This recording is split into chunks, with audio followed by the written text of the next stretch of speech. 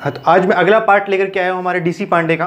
तो उसके अगले कुछ क्वेश्चन मैं करने वाला हूँ। देखना, बहुत खूबसूरत क्वेश्चन है, छोटे क्वेश्चन है, उसमें अपना एक छोटा छोटा पार्ट है, छोटे छोटे कॉन्सेप्ट्स हैं जो आपको बहुत अच्छे लगेंगे अगर आप देखोगे तो और सीखोगे तो, और बहुत बढ़िया बात है। तो देखते हैं, उठाते कि करके क्वेश्चन। पहला क्वेश्चन देखो, इसमें दो वायर्स थी जिनकी डायमेंशन सेम थी। डीसी पांडे तो यही खास बात है, छोटे क्वेश्चन लेता है और हर टॉपिक को कवर कर देता है, ऑलमोस्ट हर टॉपिक कवर होता है उससे। तो अगर आप सारे क्वेश्चनों को समझोगे तो आपको बहुत कुछ नया सीखने को मिलेगा आज। और वही बात जो मैंने पहले कहा था कि न्यूमेरिकल से थ्योरी सीखी जाती है, तो वो बात फिर से यहाँ सच हो जाएगी, हम बहुत सी नई बातें सीखेंगे।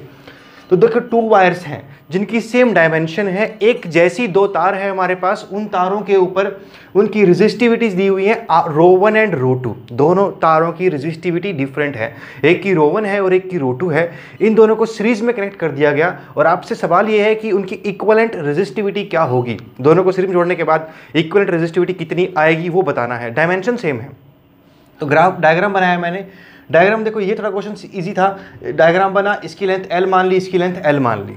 अब इसकी टोटल रेजिस्टेंस क्या हो जाएगी, R1 प्लस R2, वही इक्विवेलेंट की भी होनी चाहिए। तो मैंने R1 लिख दिया रो 1 L1A, L क्योंकि सेम है तो L1 को मैंने L लिख दिया।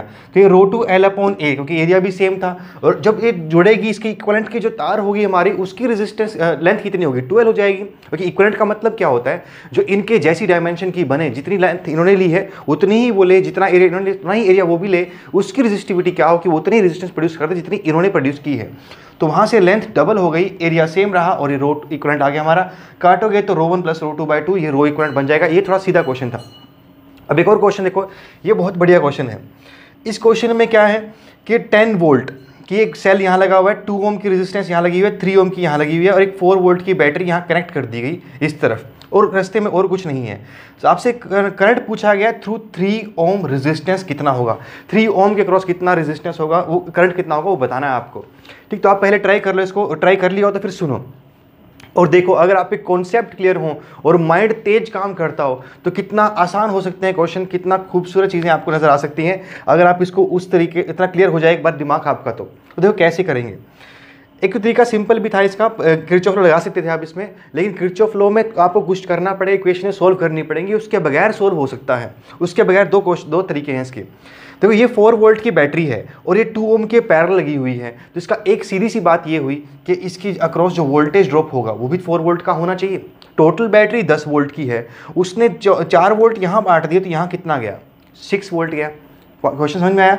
पहला केस कैसा है, क्योंकि ये 4 वोल्ट की है और इसके पैरेलल में ये लगी हुई है, तो इसका 4 है तो इसका भी क्या होना चाहिए, 4 होना चाहिए, तभी तो ये बैलेंस होगा। नहीं तो ये पैरेलल में है तो वोल्टेज तो इक्वल रहेगा, कंडीशन तो लागू करेगा अपनी। तो इसकी 4 है तो इसको 4 करने के लिए अगर हम सीधा यहीं से सोल्व करें इसको तो क्या बन जाएगा, 4 वोल्ट कब प्रोड्यूस होगा, ड्रॉप होगा यहाँ पे, जब करंट कितना होना चाहिए 2 एम्पेयर। बगैर पेन उठाए आप सोल्व कर सकते हो, क्योंकि I इंटू आर होता है वोल्टेज ड्रॉप, R2 है तो I भी 2 होना चाहिए, तभी तो 2 इंटू 2 4 होगा और वो इसके इक्वलेंट हो जाएगा। तो यहाँ से भी आपका आंसर आ सकता है वो 2 एम्पेयर है। अगर और तरीके से करना हो तो देखो फिर कैसे होगा, सॉरी 2 एम्पेयर अगर इसमें गया है तो 2 एम्पेयर नीचे भी तो जाएगा, क्योंकि आगे तो कहीं जा नहीं रहा, 2 एम्पेयर कहाँ निकल जाएगा नीचे, क्योंकि इसको जरूरत है नहीं, वो सारा करंट कहाँ जाएगा नीचे। एक और तरीका भी था, अगर इसका 4 वोल्ट है, इसका 4 वोल्ट ड्रॉप हो गया तो इसका टोटल 10 वोल्ट था, तो बचा कितना नीचे, कितना जाएगा 3 वोल्ट के क्रॉस, 3 ओम के क्रॉस 6 वोल्ट और बच गया। क्योंकि देखो 10 वोल्ट ने अपना 4 वोल्ट तो इसको दे दिया और बचा कितना 6 वोल्ट, वो किसको दे के आएगा, वो नीचे वाले को। तो उस 3 ओम के क्रॉस भी कितना आना चाहिए हमारा, 6 वोल्ट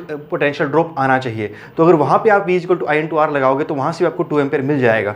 और देखो ये दूसरा मेथड जो आपको बताया मैंने, ये थोड़ा ज़्यादा एक्यूरेट है, पूरा क्लियर होया, सॉरी ज़्यादा एक्यूरेट बनता है, क्योंकि ऊपर वाले में एक छोटा केस बन सकता है कि हो सकता है करंट वापस इधर उधर से कहीं से और इसमें आकर के ऐड हो रहा हो इस रजिस्टर के क्रॉस, वो पॉसिबिलिटी वहाँ बन सकती थी, लेकिन इसमें नहीं बनेगी। नीचे वाला नेट हो जाएगा हमारा, 2 एम्पेयर करंट आएगा इसमें से। ठीक, तो एक क्वेश्चन था। अब देखो एक और क्वेश्चन है, इसमें क्या है कि ये एक हमारा 1 ओम रजिस्टर है, यहाँ पे एक सेल लगा हुआ है E, एक 2 ओम का रजिस्टर बीच में लगा हुआ है और एक 6 वोल्ट की बैटरी यहाँ लगी हुई है। और सवाल आपसे ये है कि अगर 1 ओम में से कोई करंट ना जाए, अगर 1 ओम में से करंट 0 हो तो E की क्या वैल्यू होगी, EMF की क्या वैल्यू होगी। देखो फिर से छोटा सा क्वेश्चन और इसमें अपना एक बहुत प्यारा सा कॉन्सेप्ट है। वो देखो, अगर इसमें करंट नहीं गया तो ये तो कहानी खत्म हुई, इसका जो वोल्टेज बनता है, फिर इसका जो वोल्टेज बनता है और जो इसका वोल्टेज बनता है, सारे इक्वल होने चाहिए। नहीं, ये जिसमें करंट वोल्टेज वैसे भी बनता वो तो, क्योंकि इसका जो टोटल वोल्टेज है ये सब एक जगह पे एक जंक्शन पे आके जुड़ते हैं। अगर इस ब्रांच को देखो, इसको देखो और इस ब्रांच को देखो, ये तीनों एक ही जंक्शन पे जाके जुड़ते हैं, ऊपर भी और नीचे भी, तो तीनों का वोल्टेज क्या होना चाहिए, सेम होना चाहिए। अब इसका जो वोल्टेज है वो भी 6 होगा, कि इसका तो 6 था तो इसका 6 हो गया, इस पूरे का क्या होना चाहिए 6। अब इसमें कुछ ड्रॉप नहीं हो रहा कि करंट नहीं गया, तो इसमें अगर कुछ भी ड्रॉप नहीं हुआ है तो बचा हुआ वोल्टेज सारा कौन देगा, ये देगा, तो इसका भी कितना हो जाएगा 6, डायरेक्ट आ जाता 6। हाँ, अगर आप इसी कॉन्सेप्ट चलते आई की कुछ वैल्यू भी वो आपको देते तो आप वो भी सोल्व कर लेते। तो पॉइंट समझ में आया भाई, क्योंकि वोल्टेज सेम है तो वहाँ से कितना आ गया, डायरेक्ट 6 वोल्ट आ गया। अगर आपका हो गया हो तो बहुत बढ़िया, और नहीं हुआ तो देखो। अब एक और क्वेश्चन आया, इसमें देखो क्या है कि 10 वोल्ट की एक बैटरी है, इसको ध्यान सुनना, वैसे आपको शायद आंसर आ भी जाए पर इसमें और कुछ नई बातें बताऊंगा। 10 वोल्ट की बैटरी है, इसके साथ स्मॉल आर 1 ओम ऐसे लिखा हुआ था। देखो जरूरी नहीं कि हर बार स्मॉल आर इंटरनल रेजिस्टेंस को डिफाइन करता हो, वो कुछ और रेजिस्टेंस भी हो सकती है, लेकिन इस बार उन्होंने स्मॉल आर को 1 ओम लिखा हुआ है। एक यहाँ पे डायरेक्ट वायर यहाँ से यहाँ जोड़ दी गई, एक 4 ओम की रजिस्टर यहाँ पे नीचे लगा हुआ है। ऐसे आपसे क्वेश्चन पूछा है कि potential difference across terminal of battery क्या होगा, उस बैटरी के टर्मिनल के अक्रॉस का टोटल पोटेंशियल डिफरेंस कितना आएगा, वो आपसे सवाल पूछा है।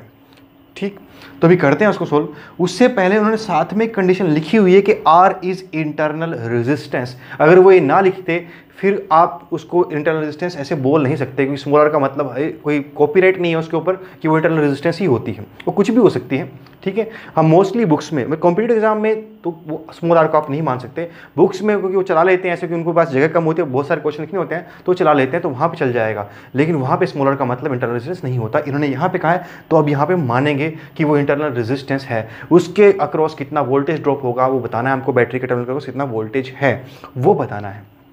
अब ध्यान सुनना, तो इसका कॉन्सेप्ट भी बड़ा नया सा तो क्या कहते हैं, अलग सा है, जो जानते हो आप वही है वैसे तो, लेकिन थोड़ा सा आपको इम्प्लीमेंट करने में थोड़ा दिक्कत आ सकती है, क्योंकि देखो ये शॉर्ट सर्किट हो गया है ना, ये बैटरी के जो दोनों टर्मिनल हैं वो एक तरीके से तार से जोड़ दिए गए हैं। अब इस सर्किट में नज़र नहीं आ रहा है, जो सर्किट में लग रहा है कि शायद इसका ये वाला टर्मिनल यहाँ जुड़ता है। देखो इस 4 ओम का तो कहानी खत्म है, ये तो वैसे ही अपना काम से बाहर हो गया है, ये तो शॉर्ट सर्किट 4 ओम तो दिख ही रहा है, इसको तो हटा दो, ये तो बेकार में उन्होंने लगाया था सिर्फ कंफ्यूज करने के लिए, तो ये तो गया। अब बचा क्या, इसके क्रॉस। अब यहाँ पे लग सकता है कि शायद इसका एक किनारा यहाँ जुड़ा है और एक किनारा यहाँ जुड़ा है, इस तरफ मतलब इस आर में जुड़ता है, एक आर में जुड़ता है और एक इधर जुड़ता है, ऐसा लग सकता है आपको, अगर आपको ये लाइन नहीं मालूम कि वो इंटरनल रेजिस्टेंस है। मतलब इसका आंसर भी कुछ और आता बैटरी टर्मिनल क्रॉस, अगर वो ये लाइन ना लिखते तो। अब उन्होंने लिख दिया है, अब कहानी अलग है। देखो इस डायग्राम को बनाने में हम इंटरनल रेजिस्टेंस को सेल के बाहर प्लॉट जरूर करते हैं, बनाते जरूर हैं, लेकिन वो होती अंदर है ना। स्मॉल आर अगर आपको याद हो कहाँ से ओरिजिनेट होता है, सेल के अंदर जो करंट चलता है उसकी वजह से ओरिजिनेट होता है। तो अगर सेल के 2 टर्मिनल हुए तो इंटरनल रेजिस्टेंस असल में है नीचे, यहाँ पे है, बीच में है उन दोनों के। तो जो तारें जोड़ी गई हैं वो तारें दरअसल इसके साथ डायरेक्ट जोड़ दी गई हैं, क्योंकि आउटर में तो आपको बैटरी के 2 टर्मिनल ही दिखाई देंगे, उसकी जो अपनी इंटरनल रेजिस्टेंस होगी वो आपको वैसे सीधी नज़र नहीं आएगी, वो उसके बीच में होती है, तो वो वैसे बाहर रहेगी। तो अभी अगर देखो इसको इंटरनल रेजिस्टेंस नहीं मान लिया जाए तो उस केस में ये क्या बनेगा कि इसका डायरेक्ट यहाँ से कहाँ जोड़ देगा, टर्मिनल को टर्मिनल से जोड़ दिया गया है। अगर टर्मिनल से जुड़ गया तो एक तार से जुड़ा है, एक कनेक्टिंग वायर के क्रॉस टोटल पोटेंशियल क्या होता है, पोटेंशियल डिफरेंस 0 होता है, हर एंड पोटेंशियल क्या होता है, सेम। तो डायरेक्ट आंसर आएगा पोटेंशियल डिफरेंस इज 0। पॉइंट समझे कुछ, क्योंकि आपने बैटरी को शॉर्ट कर दिया, बैटरी शॉर्ट होगी तो उसका पोटेंशियल डिफरेंस ही कहानी खत्म हुई, वो खेल खत्म है। एक और तरीका भी था इसका कि आप इसमें से करंट निकाल लेते और फिर वोल्टेज का formula V = E - I × R से निकालते, आप इसको लगाओगे निकालोगे आंसर आ जाएगा। लेकिन फिर वही बात कि हमें तो कंपटीशन में बैठना है और जहाँ से भी 5-7 सेकंड बच सके बचानी होती हैं, तो आप इसको लगाओगे ये मानते हुए कि इंटरनल रेजिस्टेंस है, तो इससे भी आंसर आ जाएगा, क्योंकि आपका करंट इस तरीके से बनेगा, वो करंट आएगा 10 एम्पेयर। सोल्व करके देख लो इसमें, क्योंकि शॉर्ट हो गया, रेजिस्टेंस सिर्फ 1 ओम बची है, तो 10/1 सॉरी, ये तो चला गया है तो हट गया ना, यहाँ से शॉर्ट सर्किट हुआ है, इसको यूज़ नहीं करना, ये शॉर्ट हो चुका है तो बेकार है, सिर्फ ये इतना सर्किट चलेगा। तो 10 एम्पेयर करंट आएगा, 10 एम्पेयर करंट को यहाँ पुट करोगे तो 10 × 1 10 - 10 × 1, तो फिर से क्या जाएगा 0। लेकिन उसमें भी आपको क्या मानना पड़ेगा कि इंटरनल रेजिस्टेंस है और आपका वो कुछ वक्त ले जाएगा, ठीक, और वैसे ही कुछ भी टाइम नहीं ले रहा है। एक और केस इसका अगर मैं इसी में बता रहा हूँ, ध्यान सुनना, मान लो ये ना कहते कि ये इंटरनल रेजिस्टेंस है, फिर हम कैसे सोल्व करते, फिर नहीं होता इसका वोल्टेज ड्रॉप 10 वोल्ट, फिर कुछ और होता, कैसे फिर ये एक्सटर्नल रेजिस्टेंस की तरह काम करती, फिर ये कोई और बाहरी रेजिस्टेंस होती, फिर इसको उसकी तरह चलाते हैं, तो उसके अकॉर्डिंग फिर हम निकालते हैं। तो वैसे यहाँ भी बन भी जाता है कि पैरेलल में आ जाएगा, एक ही तो रेजिस्टेंस है, तो वहाँ फिर भी वो चलो चल जाता है तो काम। तो कंपाउंड समझ में अभी ये क्या बनेगा, एक्सप्लेनेशन हो तो अलग तरीके सोल्व करते हैं, और वैसे क्या हो जाएगा, वो दो तरीके थे। तो एक तरीका था डायरेक्ट, अगर टर्मिनल नजर आ रहा है आपको तो वहाँ से सीधा सोल्व हो सकता है। तो पॉइंट समझ में आया। तो ये था हमारा पास एक और क्वेश्चन। अगला क्वेश्चन उठाते हैं, ये भी बहुत बढ़िया क्वेश्चन है। इसमें किरचॉफ करंट लॉ की एक एप्लीकेशन लगती है, बहुत बढ़िया। तो इसमें 2 ओम की यहाँ पे एक रेजिस्टर थी, उसका यहाँ टर्मिनल छोड़ रखा है 20 वोल्ट पे, मतलब ये टर्मिनल 20 वोल्ट पे है, आगे कुछ बैटरी नहीं है, सिर्फ इसका एक टर्मिनल था बैटरी का, वो 20 वोल्ट पे था। एक 2 ओम की रेजिस्टेंस के थ्रू वो जंक्शन पे जुड़ता है, यहाँ से एक 2 ओम की रेजिस्टेंस के थ्रू वो स्विच लगा हुआ है और अर्थिंग की गई है उसकी, और इधर से 4 ओम की रेजिस्टेंस के थ्रू 5 वोल्ट की उसकी टर्मिनल को वोल्टेज दी गई है। तो ये 5 वोल्ट 20 वोल्ट ये पोटेंशियल डिफरेंस नहीं है, ये पोटेंशियल है और काम पोटेंशियल डिफरेंस करता है। आपसे सवाल ये था कि जैसे ही स्विच ऑन किया जाएगा, स्विच को कनेक्ट कर दिया जाएगा, तो स्विच में से कितना करंट पास करके जाएगा, जैसे ही स्विच चालू करेंगे हम तो कितना करंट उसमें से पास हो करके जाएगा, वो आपको बताना था। और वो कैसे निकलेगा, वो क्वेश्चन सीधा है यहाँ से कि पहले तो सॉरी सीधा नहीं है, मतलब आपको केसीएल थोड़ा सोचना पड़ेगा कैसे सोल्व करें इसको।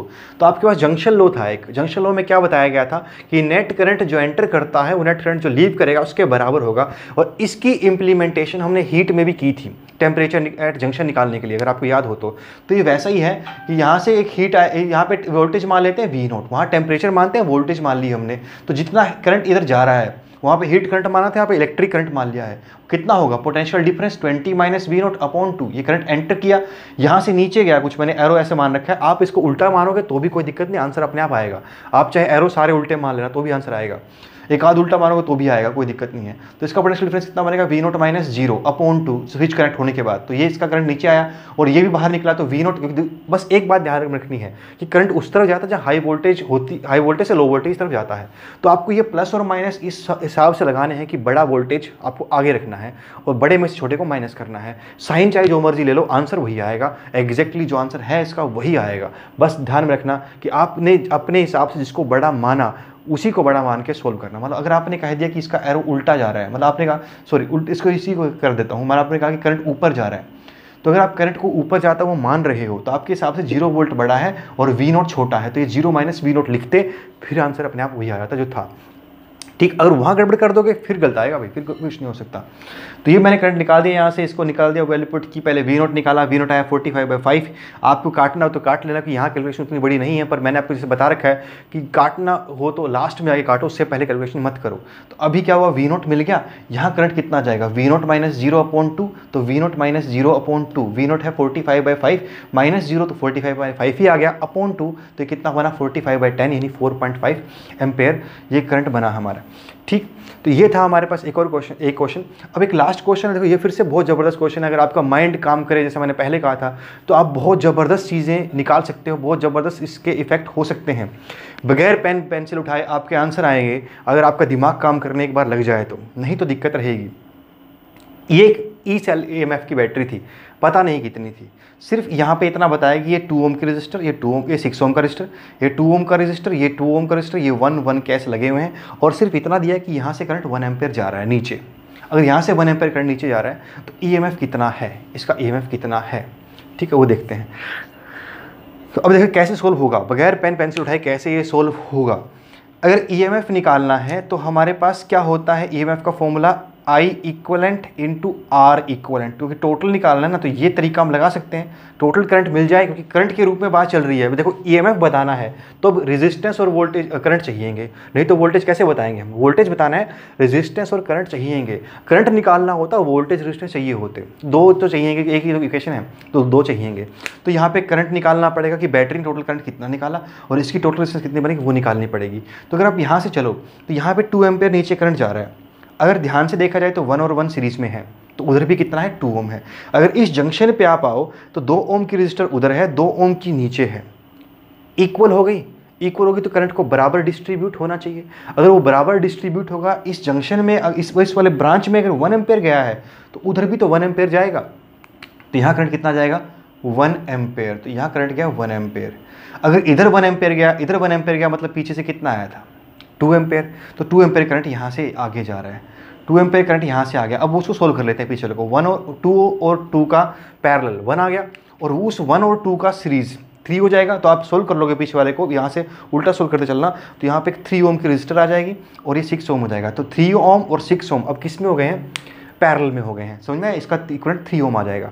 अब 3 वाले में करंट जा रहा है 2 एम्पेयर, तो 6 वाले में आधा जाना चाहिए ना, क्योंकि देखो डिस्ट्रीब्यूशन तो इनवर्स प्रोपोर्शनैलिटी होती है। 3 ओम वाले में जितना करंट जाएगा 6 ओम वाले में उससे आधा जाएगा, अगर वो पैरेलल में कनेक्ट हुए तो ये पैरेलल में कनेक्ट हैं। पीछे वाला 3 और आगे वाला 6 पैरेलल में हो जाएंगे, तो उसमें कितना गया हमारा करंट, 2 एम्पेयर, तो इसमें 1 एम्पेयर जाना चाहिए, उसका आधा, 2 वहाँ पे 1 यहाँ पे, तो ये 2 और 1 टोटल कितना बन गया, 3 एम्पेयर, मतलब यहाँ से कितना करंट निकला है 3 एम्पेयर, यानी बैटरी ने कितना करंट दिया है 3 एम्पेयर, ये तो आ गया। अब निकाल लेते हैं इक्विवेलेंट रेजिस्टेंस, वो आपको नजर आई गई होगी, 3 और 6 का पैरेलल बन गया है।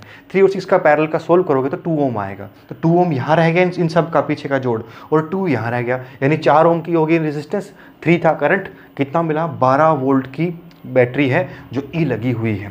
ठीक, बगैर पेन पेंसिल उठाए ये सोल्व हुआ है, नहीं तो आप किरचॉफ से पंगे लेते रहते, किरचॉफ से लड़ते रहते और वहाँ पे 25 मिनट लग जाते सोल्व करते करते, और आप बाद में आए कहते भाई क्वेश्चन तो आते थे हुए नहीं। एक नॉर्मल सा एक्सक्यूज़ जो अक्सर रहता है भाई, वो फिर आते नहीं थे। अगर आप आधा घंटा 1 घंटा लगा रहे हो फिर आते नहीं थे, या आप ये कहते हो कि घर पे आके सारे हो गए, वहाँ नहीं हुए, घर पे आके नहीं कर रहे थे ना, क्वेश्चन तो वहाँ बैठ ही करने थे, तो ज़रूरी तो ये है कि आपको वहाँ बैठ के हो जाएं।